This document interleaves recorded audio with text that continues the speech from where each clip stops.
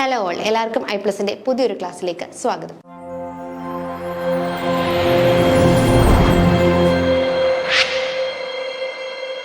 അപ്പോൾ നമ്മൾ ഇന്ന് ഡിസ്കസ് ചെയ്യാനായിട്ട് പോകുന്നത് എൻസൈംസുകളെ കുറിച്ചിട്ടാണ്. Enzymes can be defined as a biological polymer that catalyse biochemical reaction. അല്ലെ, ഒരു ബയോകെമിക്കൽ റിയാക്ഷൻസിനെ കാറ്റലൈസ് ചെയ്യുന്ന ആൾക്കാരെയാണ് നമ്മൾ എന്തെന്ന് വിളിക്കുന്നത്? എൻസൈംസ് എന്ന് വിളിക്കുന്നത്. അപ്പോൾ എൻസൈംസ് എന്ന് പറഞ്ഞു കഴിഞ്ഞാൽ ബയോകെമിക്കൽ റിയാക്ഷൻസുകളെ കാറ്റലൈസ് ചെയ്യുന്ന ആൾക്കാരാണ് ആരെന്ന് പറയുന്നത്? ഈ ഒരു എൻസൈംസ് എന്ന് പറയുന്നത്. The majority of enzymes are protein with catalytic capabilities crucial to perform different process. അല്ലേ, എൻസൈംസ് മെയിൻലി എന്ത് തന്നെയാണ്?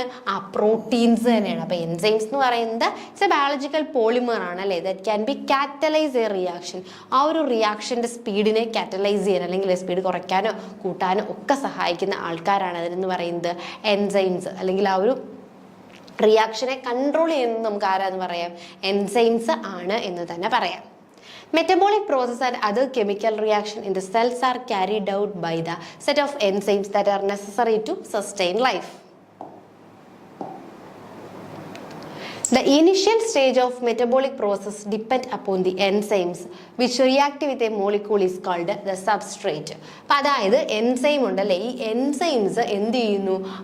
Which react with a molecule. Enzyme ആദ്യം ഒരു മോളിക്യൂളുമായിട്ട് റിയാക്ട് ചെയ്യുന്നു. ഈ മോളിക്യൂളിനെയാണ് നമ്മൾ എന്തെന്ന് വിളിക്കുന്നത്? സബ്സ്ട്രേറ്റ് എന്ന് വിളിക്കുന്നത്. അപ്പം നമ്മുടെ എൻസൈംസ് ആണിത്. ഈ എൻസൈംസ് ആരുമായിട്ട് റിയാക്ട് ചെയ്യുന്നു? സബ്സ്ട്രേറ്റുമായിട്ട് റിയാക്ട് ചെയ്യുന്നു. എൻസൈംസ് സബ്സ്ട്രേറ്റുമായിട്ട് റിയാക്ട് ചെയ്തിട്ട് എന്ത് ഫോം ചെയ്യുക ചെയ്യുന്നത്? എൻസൈം സബ്സ്ട്രേറ്റ് കോംപ്ലക്സ് ഫോം ചെയ്യുന്നു. And these complex further transform into product. ഇതാണ് നമ്മുടെ ആ ഒരു മെയിൻ ആക്ഷൻ എന്ന് പറയുന്നത്. അപ്പം ഒരു എൻസൈം ആയിട്ട് ആരുമായിട്ട് ഇൻട്രാക്ട് ചെയ്യുന്നു? സബ്സ്ട്രേറ്റുമായിട്ട് ഇൻട്രാക്ട് ചെയ്യുന്നു. അങ്ങനെ ഇൻട്രാക്ട് ചെയ്തിട്ട് എൻസൈം സബ്സ്ട്രേറ്റ് കോംപ്ലക്സ് ഫോം ചെയ്യുന്നു. ഈ എൻസൈം സബ്സ്ട്രേറ്റ് കോംപ്ലക്സ് ഫർദർ എന്തായിട്ട് മാറുന്നു? നമ്മുടെ പ്രൊഡക്റ്റായിട്ട് മാറുകയാണ് ചെയ്യുന്നത്. Enzyme structure. Enzymes are linear chain of amino acid which give rise to three-dimensional structure. അല്ലേ, അപ്പോൾ ഈ എൻസൈംസ് എന്ന് പറയുന്നത് എന്താണ്? Linear chain of amino acids ആണ്. അല്ലേ, അമിനോ ആസിഡ്സിന്റെ നമ്മൾ പറഞ്ഞു എൻസൈംസ് എന്ന് പറഞ്ഞാൽ എന്താണ്? പ്രോട്ടീൻസ് തന്നെയാണ്. So it's A linear chain of amino acids which give rise to three-dimensional structure. The sequence of amino acids specify the structure which turn identify the catalytic activity of the enzyme. Upon heating the enzyme structure denature. അല്ലേ, ഇപ്പോൾ heat ചെയ്യുന്നതിനനുസരിച്ച് എന്ത് സംഭവിക്കും? എൻസൈംസിന്റെ ഈ ഒരു structure denature ചെയ്ത് പോകാനുള്ള സാധ്യത ഉണ്ട്.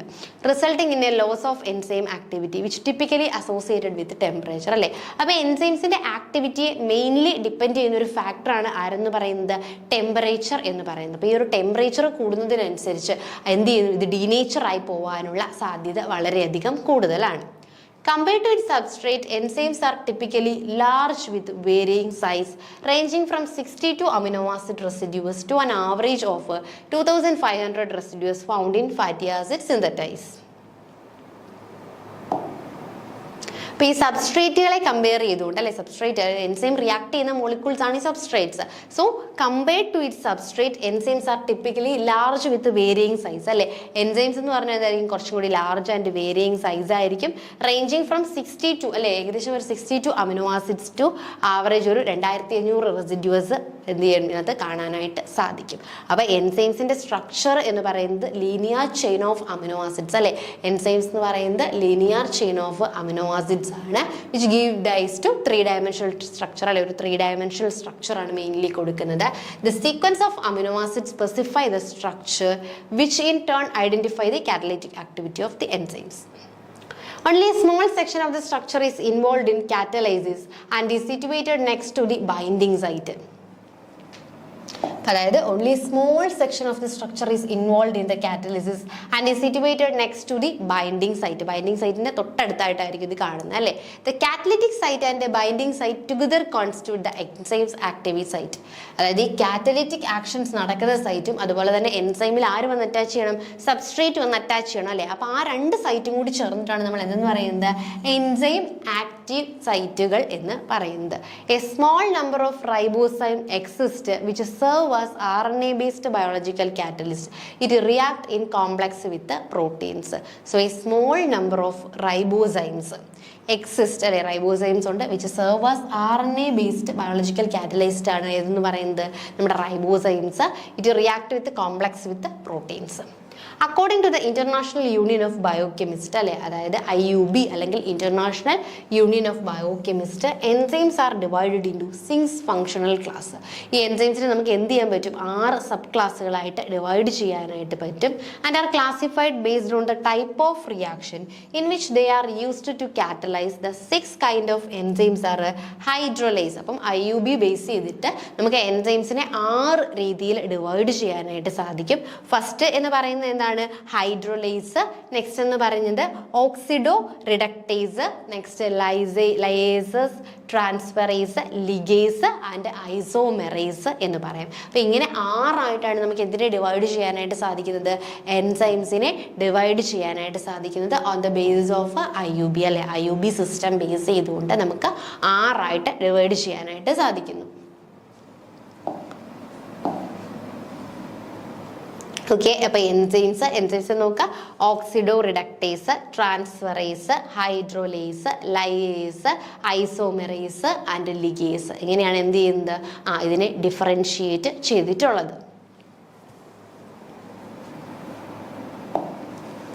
Oxido reductase. അപ്പോൾ ആദ്യത്തെ കാറ്റഗറി ഓഫ് എൻസൈംസ് ആണ് എന്ന് പറയുന്നത് ഓക്സിഡോ റിഡക്ടേസ് എന്ന് പറയുന്നത്.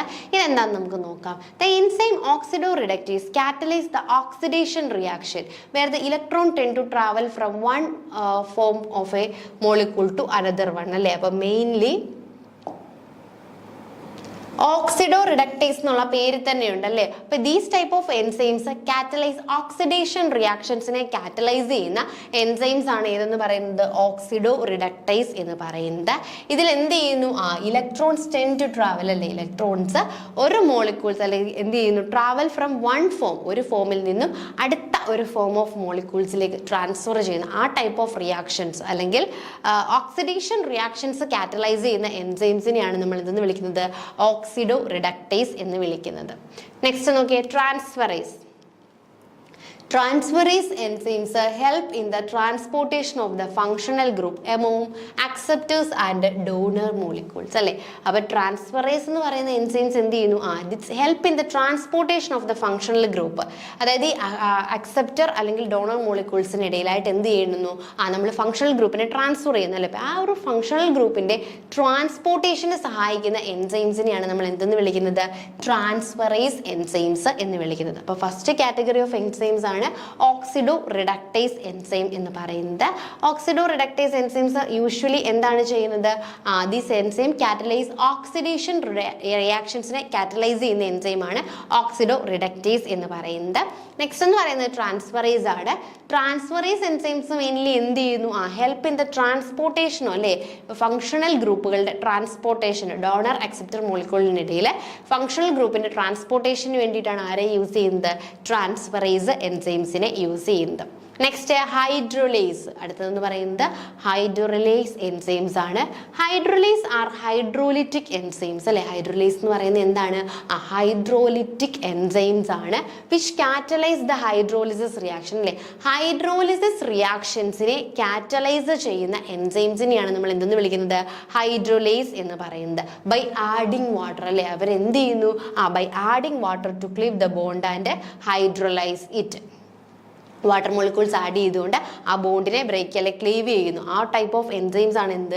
ഹൈഡ്രോലേസ് എൻസൈംസ് എന്ന് പറയുന്നത്. നെക്സ്റ്റ് ലയേസസ് എൻസൈംസ് ഉണ്ടല്ലേ?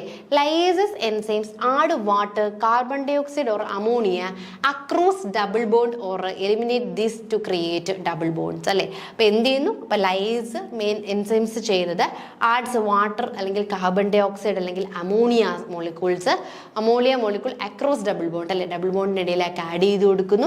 അല്ലെങ്കിൽ എലിമിനേറ്റ്, ഇവയെല്ലാം എന്ത് ചെയ്യുന്നു? എലിമിനേറ്റ് ചെയ്ത് കളയുക. ഇവയാണ് മെയിൻലി ആരുടെ ഫംഗ്ഷൻ? ലയേസസ് എൻസൈംസിന്റെ ഫംഗ്ഷൻ. ഇനി ഐസോമെറേസ് അല്ലേ, നെക്സ്റ്റ് എന്ന് പറയുന്നത് ഐസോമെറേസ് ആണ്. The isomerase enzyme catalyse the structural shift present in a molecule thus causing the change in the shape of the molecules അല്ലേ. അപ്പൊ നെക്സ്റ്റ് ഐസോമെറേസ് ആണ്. These isomerase enzyme catalyse the structural shift അല്ലെ, ഒരു മോളിക്യൂൾസിനിടയിലുള്ള structural ഷിഫ്റ്റിനെ ബാധിക്കുന്ന അല്ലെങ്കിൽ അതിന് സഹായിക്കുന്ന enzymes ആണ് ഇത് ഐസോമെറേസ്. അതുപോലെ എന്ത് ചെയ്യുന്നു, ആ ഒരു സ്ട്രക്ചറൽ ഷിഫ്റ്റ് ഉണ്ടാകുന്നത് വഴി തന്നെ മോളിക്യൂൾസിന്റെ ഷേപ്സ് ചേഞ്ച് ചെയ്യാനായിട്ട് ആര് സഹായിക്കുന്നുണ്ട്, ഈ ഐസോമെറേസ് എൻസൈംസ് സഹായിക്കുന്നുണ്ട്. ഇനി ligase, the ligase enzyme are known to charge the catalysis of a ligation process അല്ലെ. ഇനി ലിഗേഷൻ സഹായിക്കുന്ന അല്ലെ, ലിഗേഷൻ നമുക്കറിയാം അല്ലേ, മോളിക്യൂൾസിന് തമ്മിൽ നമുക്ക് DNA റെപ്ലിക്കേഷൻസ് ഒക്കെ പറയുന്ന സമയത്ത് നമ്മൾ പറയുന്നതാണ് ലിഗേഷൻ നടക്കുക അല്ലെ. അതായത് ഒക്കസാക്കി ഫ്രാഗ്മെന്റ്സ് ഒക്കെ ഫോം ചെയ്ത് കഴിയുമ്പോൾ ഈ മോളിക്യൂൾസ് എന്തായിരിക്കും, ഒക്കസാക്കി എന്ന് പറയുമ്പോൾ ഫ്രാഗ്മെന്റ്സ് ആണല്ലേ, DNA ഫ്രാഗ്മെന്റ്സ്. അപ്പോൾ ഈ ഫ്രാഗ്മെന്റ്സിനെയൊക്കെ വീണ്ടും ഒട്ടിച്ച് ചേർത്ത് നിർത്തുന്ന എൻസൈംസ് ആണ് ലിഗേസ് എന്ന് പറയുന്നത്. സോ ലിഗേഷൻസിന് സഹായിക്കുന്ന എൻസൈംസ് ആണ് ലിഗേസ്.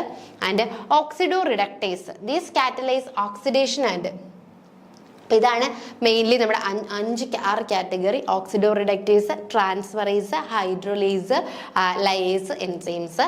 ഇനി നമ്മൾ ഒന്നുകൂടെ അതിന്റെ ഒരു എക്സാമ്പിൾസ് നോക്കാം. ഓക്സിഡോ റിഡക്ടേസിന്റെ എക്സാമ്പിൾസ് നോക്കുക. These catalyse oxidation and reduction reaction. Example pyruvate dehydrogenase catalysing the oxidation of pyruvate to acetyl coenzyme A അല്ലേ. അപ്പം ഈ ഓക്സിഡോ റിഡക്ടേസ് എൻസൈംസ് നമ്മൾ മെയിൻലി പറഞ്ഞു റിഡക്ഷൻ റിയാക്ഷൻസിനാണ് സഹായിക്കുന്നത്, അല്ലെങ്കിൽ റിഡക്ഷൻ റിയാക്ഷൻസിനെയാണ് കാറ്റലൈസ് ചെയ്യുന്നു എന്ന് പറഞ്ഞു അല്ലേ. അതിന് എക്സാമ്പിളായിട്ട് നമുക്ക് പറയുകയാണെങ്കിൽ പൈറുവേറ്റ് ഡീഹൈഡ്രോജനേസിനെ എന്ത് ചെയ്യുന്നു, പൈറുവേറ്റ് ഡീഹൈഡ്രോജനേസ് എൻസൈം ഒരു ഓക്സിഡോ റിഡക്ടേസ് എൻസൈം ആണ്. അത് എന്ത് ചെയ്യുന്നു, പൈറുവേറ്റിനെ അസറ്റൈൽ കോഎൻസൈം ആക്കി ഓക്സിഡേഷൻ നടത്തുവാനായിട്ട് സഹായിക്കുന്നുണ്ട്. അപ്പം ഓക്സിഡോ റിഡക്ടേസ് എൻസൈംസിന് എക്സാമ്പിൾ ചോദിച്ചു കഴിഞ്ഞാൽ പൈറുവേറ്റ് ഡീഹൈഡ്രോജനേസ് എൻസൈം ആണ്. എന്താണ്, പൈറുവേറ്റ് ഡീഹൈഡ്രോജനേസ് എൻസൈം ആണ്. ഇത് എന്ത് ചെയ്യുന്നു, നമ്മുടെ പൈറുവേറ്റിനെ അസറ്റൈൽ കോഎൻസൈം എ ആക്കി കൺവേർട്ട് ചെയ്യുവാനായിട്ട് സഹായിക്കുന്ന ടൈപ്പ് ഓഫ് എൻസൈംസുകളാണ്. ഇനി ട്രാൻസ്ഫറേസ്, നെക്സ്റ്റ് എന്ന് പറയുന്നത് എന്താണ്, ട്രാൻസ്ഫറേസ് ആണ് അല്ലേ. These catalyse transferring of the chemical group from one to another compound. നമ്മൾ ഓൾറെഡി പറഞ്ഞു ട്രാൻസ്ഫറേസ് എന്ന് പറഞ്ഞു കഴിഞ്ഞാൽ എന്തായിരുന്നു, അത് കെമിക്കൽ ഗ്രൂപ്പിനെ ഒരിടത്തു നിന്ന് മറ്റൊരിടത്ത്, ആ പേര് തന്നെ ഉണ്ടല്ലേ, ഒരു കെമിക്കൽ ഗ്രൂപ്പിനെ അല്ലെങ്കിൽ ഒരു ഫങ്ഷണൽ ഗ്രൂപ്പിനെ ഒരിടത്തു നിന്ന് മറ്റൊരിടത്തേക്ക് ട്രാൻസ്ഫർ ചെയ്യാനായിട്ട് സഹായിക്കുന്നതാണ് ഇതെന്ന് പറയുന്നത് ട്രാൻസ്ഫറേസ് എന്ന് പറയുന്നത്. So an example is transaminase. ട്രാൻസ്ഫറേസിന് എക്സാമ്പിൾ ആണ് ഇതെന്ന് പറയുന്നത് ട്രാൻസാമിനേസ് എൻസൈംസ് എന്ന് പറയുന്നത്, which transfer and amino group from one molecule to another അല്ലെ. ഇവ എന്ത് ചെയ്യുന്നു, ട്രാൻസാമിനേസ് ഒരു അമിനോ ഗ്രൂപ്പിനെ അടുത്ത ഒരു അമിനോ ഗ്രൂപ്പിൽ അല്ലെ ഒരു മോളിക്യൂളിലേക്ക് ട്രാൻസ്ഫർ ചെയ്യുവാനായിട്ട് സഹായിക്കുന്ന ആൾക്കാരാണ് ആരെന്ന് പറയുന്നത്, ട്രാൻസ് അമിനേസ് എന്ന് പറയുന്നത്. Next ഹൈഡ്രോലേസസ്. They catalyze the hydrolysis of bond. For example, the enzyme pepsin hydrolase peptide bond in proteins അല്ലേ. അപ്പോൾ ശ്രദ്ധിച്ചേ, ട്രാൻസ്ഫറേസിന് എക്സാമ്പിൾ ട്രാൻസാമിനേസ്. ട്രാൻസ്ഫറേസ് എന്ന് പറയുമ്പോൾ ഒരു ഫങ്ഷണൽ ഗ്രൂപ്പിനെ ഒരിടത്തുനിന്ന് മറ്റൊരിടത്തേക്ക് ട്രാൻസ്ഫർ ചെയ്യും. അങ്ങനെയുള്ള എൻസൈമാണ് ട്രാൻസാമിനേസ്. അത് എന്തിനാണ് ട്രാൻസ്ഫർ ചെയ്യുന്നതെന്ന് ചോദിച്ചു കഴിഞ്ഞാൽ അമിനോ ഗ്രൂപ്പിനെ അല്ലെ, അമിനോ ഗ്രൂപ്പിനെ ഒരു മോളിക്യൂൾസിൽ നിന്നും അടുത്തൊരു മോളിക്യൂളിലേക്ക് ട്രാൻസ്ഫർ ചെയ്യാനായിട്ടാണ് സഹായിക്കുന്നത്. ഇനി ഹൈഡ്രോലേസസ്, നെക്സ്റ്റ് എന്ന് പറയുന്നത് ഹൈഡ്രോലേസസ് ആണ് അല്ലേ. They catalyse the hydrolysis of a bond. അത് എന്ത് ചെയ്യുന്നു, ഹൈഡ്രോലിസിസ്, ഒരു ബോണ്ടിന്റെ ഹൈഡ്രോലിസിസുകൾ കാറ്റലൈസ് ചെയ്യുന്നതിനെയാണ് നമ്മൾ എന്തെന്ന് വിളിക്കുന്നത്, ഹൈഡ്രോലേസസ് എൻസൈം എന്ന് വിളിക്കുന്നത്. മെയിൻലി എൻസൈം പെപ്സിൻ ഉണ്ട് അല്ലേ, നമുക്ക് പെപ്സിൻ എൻസൈം ഉണ്ട്, വിച്ച് എന്ത് ചെയ്യുന്നു, പെപ്റ്റൈഡ് ബോണ്ടിനെ, പ്രോട്ടീനിലെ പെപ്റ്റൈഡ് ബോണ്ടുകളെ ഹൈഡ്രോലൈസ് ചെയ്യാനായിട്ട് സഹായിക്കുന്നു. ഇനി നോക്കിയേ ലയേസസ്. നെക്സ്റ്റ് എന്ന് പറയുന്നത് എന്താണ്, ലയേസസ് ആണ്. They catalyse the breakage of bond without catalysis അല്ലേ. അപ്പൊ ഇതെന്ത് ചെയ്യുന്നു, these catalyze the breakage of bond. These catalyze the breakage of bond without catalysis അല്ലെ. കാറ്റലിസിസിലെ ആ ഒരു ബോണ്ട് ബ്രേക്ക് ചെയ്യാനായിട്ട് സഹായിക്കുകയാണ് ചെയ്യുന്നത്. ഫോർ എക്സാമ്പിൾ ആൽഡുലേസ് എൻസൈം, ഗ്ലൈക്കോലിസിസിന് സഹായിക്കുന്ന ഒരു എൻസൈമാണ് നമ്മുടെ ആൽഡുലേസ് എന്ന് പറയുന്ന ഒരു എൻസൈംസ്. അപ്പോൾ ഈ എൻസൈം എന്താണ്, ലയേസസ് കാറ്റഗറിയിൽ പെടുന്ന എൻസൈമാണ്, which catalyse the splitting of fructose 1,6-phosphate അല്ലേ. അപ്പോൾ ഗ്ലൈക്കോലിസിസിലെ fructose 1,6-biphosphate to glyceraldehyde 3-phosphate and dihydroxy acetone phosphate അല്ലേ. അപ്പോൾ ഈ ഒരു സ്പ്ലിറ്റിങ്ങിന് സഹായിക്കുന്ന എൻസൈമാണ് ഏതെന്ന് പറയുന്നത്, ലയേസസ് എൻസൈംസ് എന്ന് പറയുന്നത്. എൻ്റെ ലിഗേസ് എന്നാണെന്ന് തോന്നുന്നു പറഞ്ഞു. ഓക്കെ.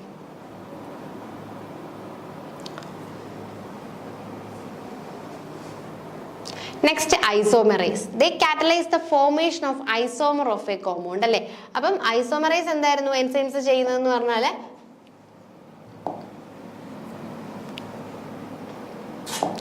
ഐസോമെറേസ് ചെയ്യുന്നത് എന്താന്ന് വെച്ച് കഴിഞ്ഞാൽ they catalyse the formation of an isomer of a compound അല്ലെ. ഐസോമർ കോമ്പൗണ്ടിന്റെ ഫോർമേഷൻ അതിന് സഹായിക്കുന്ന എൻസൈംസ് ആണ് ഐസോമെറേസ് എന്ന് പറയുന്നത്. എക്സാമ്പിൾ പറയുകയാണെങ്കിൽ ഫോസ്ഫോഗ്ലൂക്കോമ്യൂട്ടേസ് അല്ലെ. ഫോസ്ഫോഗ്ലൂക്കോമ്യൂട്ടേസ് എന്ന് പറയുന്ന enzymes which catalyse the conversion of glucose 1,6 phosphate. അത് എന്ത് ചെയ്യുന്നു, ആ ഗ്ലൂക്കോസ് 1,6 ഫോസ്ഫേറ്റിനെ കൺവേർട്ട് ചെയ്ത് എന്തുമായിട്ട് ഗ്ലൂക്കോസ് 6 ഫോസ്ഫേറ്റ് ആക്കി കൺവേർട്ട് ചെയ്യുന്നു. So the phosphate group is transferred from 1 to another position of the same compound അല്ലെ. ഒരേ കോമ്പൗണ്ടിന്റെ തന്നെ എന്ത് ചെയ്യുന്നു, അതിൽ തന്നെയുള്ള ഫോസ്ഫേറ്റ് ഗ്രൂപ്പിനെ 1 to another പൊസിഷൻ, ഒരേ കോമ്പൗണ്ടിന് തന്നെ ഡിഫറെന്റ് പൊസിഷനിലേക്ക് ട്രാൻസ്ഫർ ചെയ്യുന്നതാണ് എന്തെന്ന് പറയുന്നത് ഐസോമെറേസ് എന്ന് പറയുന്നത്. ഇൻ ഗ്ലൈക്കോജനിയോലിസിസ് അല്ലെങ്കിൽ glycogen is converted to glucose for energy to be released quickly അല്ലേ. അപ്പോൾ ഗ്ലൈക്കോജനെ എന്തായിട്ട് കൺവേർട്ട് ചെയ്യുന്നു, ഗ്ലൂക്കോസ് ആയിട്ട് കൺവേർട്ട് ചെയ്യുന്ന ആ ഒരു പ്രോസസ്സിൽ അല്ലെങ്കിൽ മെയിൻലി എന്ത് ചെയ്യുന്നു, ഗ്ലൂക്കോസ് 1 ഫോസ്ഫേറ്റിനെ ഗ്ലൂക്കോസ് 6 ഫോസ്ഫേറ്റ് ആയിട്ട് കൺവേർട്ട് ചെയ്യുന്ന ആ ഒരു പ്രോസസ്സിനെയാണ് നമ്മൾ ഐസോമെറേസ് അല്ലെങ്കിൽ ആ ഒരു ഇവന്റിന് സഹായിക്കുന്ന എൻസൈംസ് ആണ് ഐസോമെറേസ്. അതിന് എക്സാമ്പിൾ ആണ് നമ്മുടെ ഏതെന്ന് പറയുന്നത് ഫോസ്ഫോഗ്ലൂക്കോമ്യൂട്ടേസ് എൻസൈംസ് എന്ന് പറയുന്നത്.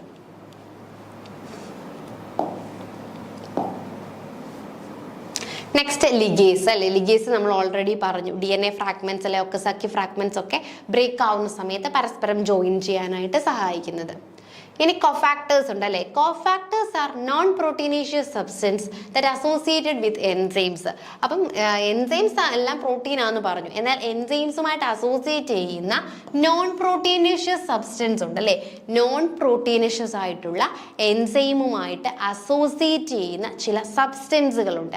അവയാണ് നമ്മൾ എന്തെന്ന് വിളിക്കുന്നത്, കോഫാക്ടേഴ്സ് എന്ന് വിളിക്കുന്നത്. A cofactor is essential for the functioning of an enzyme. അപ്പൊ എൻസൈംസുമായിട്ട് അസോസിയേറ്റ് ചെയ്യുന്ന നോൺ പ്രോട്ടീൻ പാർട്ടിനെയാണ് നമ്മൾ എന്തെന്ന് വിളിക്കുന്നത്, കോഫാക്ടേഴ്സ് എന്ന് വിളിക്കുന്നത്. അപ്പൊ ഇങ്ങനെയുള്ള കോഫാക്ടേഴ്സ് എൻസൈംസ് പ്രോപ്പറായിട്ട് വർക്ക് ചെയ്യാനായിട്ട് എന്താണ്, അത്യാവശ്യമാണ്. The protein part of enzyme in cofactors is അപ്പോ എൻസൈം.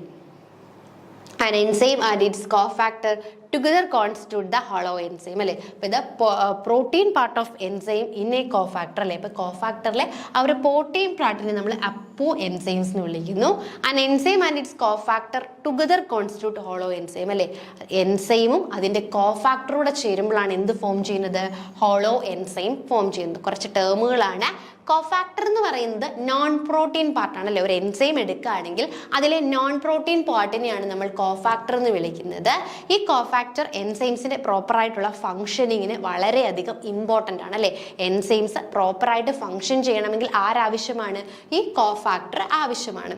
അതുകൂടാതെ the protein part of the enzymes അല്ലേ ഇൻ കോഫാക്ടറിൽ തന്നെയുള്ള പ്രോട്ടീൻ പാർട്ട്, എൻസൈംസിന്റെ പ്രോട്ടീൻ പാർട്ടും ഉണ്ട്, നോൺ പ്രോട്ടീൻ പാർട്ടും ഉണ്ട്. അതിൽ നോൺ പ്രോട്ടീൻ പാർട്ടിനെയാണ് നമ്മൾ കോഫാക്ടർ എന്ന് വിളിക്കുന്നത്. പ്രോട്ടീൻ പാർട്ടാണെങ്കിലോ അതിനെ നമുക്ക് അപ്പോ എൻസൈംസ് എന്ന് വിളിക്കാം. അപ്പൊ ഈ എൻസൈമും അതിന്റെ ഈ കോഫാക്ടറൂടെ ചേരുമ്പോഴാണ് നമ്മൾ എന്തെന്ന് വിളിക്കുന്നതിനെ, ഹോളോ എൻസൈംസ് എന്ന് വിളിക്കുന്നത്. ക്ലിയർ അല്ലേ ഹോളോ എൻസൈംസ്?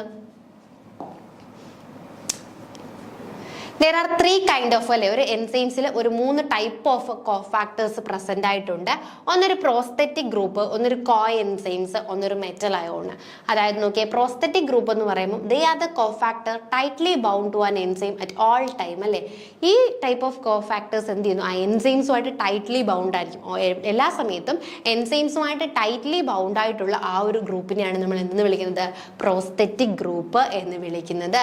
മെയിൻലി ആരൊക്കെയാണ്, ഫ്ലേവിൻ അഡെനിൻ ഡൈ ന്യൂക്ലിയോടൈഡ് ആണ് ഒരു എന്തെന്ന് പറയുന്നത്, prosthetic group. It's A prosthetic group present in many enzyme അല്ലെ.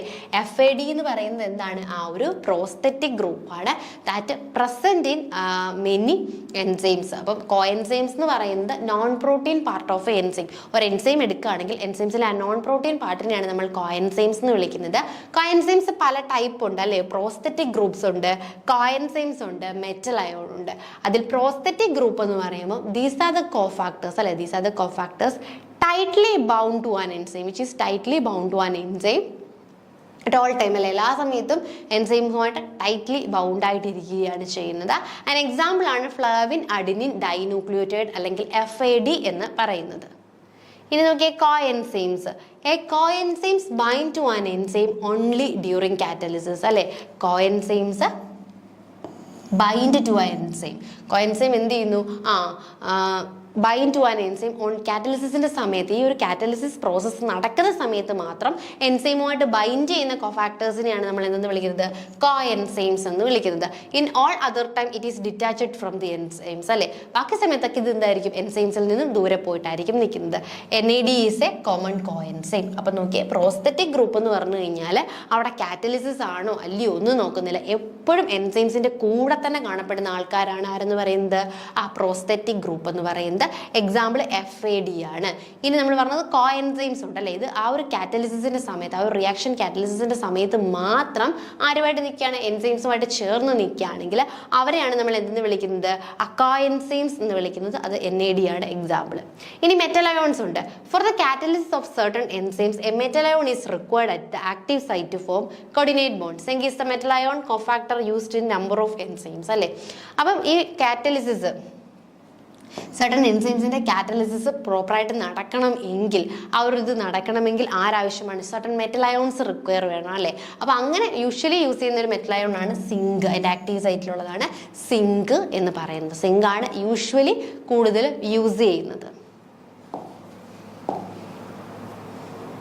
Enzyme substrate interaction. A model for enzyme substrate interaction suggesting that the enzyme and the substrate possess specific complementary geometric shape that fit exactly into one another. Enzymes are highly specific. They must bind to the specific substrate before they can catalyze a chemical reaction.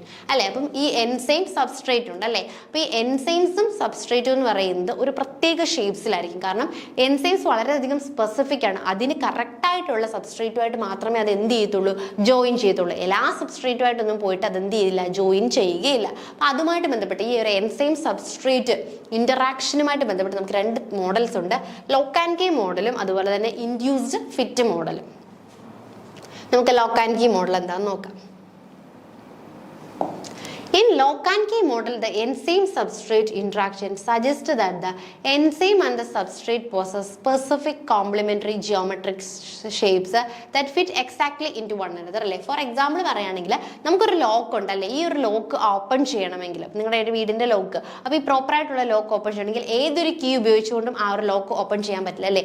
ആ ഒരു ലോക്കിന് specific ആയിട്ടുള്ളൊരു proper key ഉണ്ട്. അപ്പോൾ ആ ഒരു key ഉപയോഗിച്ചെങ്കിൽ മാത്രമേ ആ lock എന്ത് ചെയ്യുകയുള്ളൂ? ഓപ്പൺ ആയി വരികയുള്ളൂ. അതുപോലെ തന്നെയാണ് ഇവിടെ ഈ ലോക്ക് ആൻഡ് കീ മോഡലിലും എന്താണ്? സ്പെസിഫിക് എൻസൈമിന്റെ ആ ഒരു സ്പെസിഫിക് ആക്റ്റീവ് സൈറ്റിൽ ഒരു ഷേപ്പ് കാണും അല്ലെ. ആ ഒരു ഷേപ്പിൽ കോംപ്ലിമെന്ററി ആയിട്ടുള്ള സബ്സ്ട്രേറ്റ് മാത്രമേ അവിടേക്ക് വന്ന് എന്ത് ചെയ്യുകയുള്ളൂ? അറ്റാച്ച് ചെയ്ത് ഇരിക്കുകയുള്ളൂ. So in lock and key model, the enzyme substrate interaction suggests that enzyme and the substrate possess specific complementary geometric shapes that fit exactly into one another. This theory proposed that the substrate molecule is complementary in shape to that of the active site of an enzyme. അപ്പോൾ ഈ theory mainly എന്താണ് പറയുന്നത്?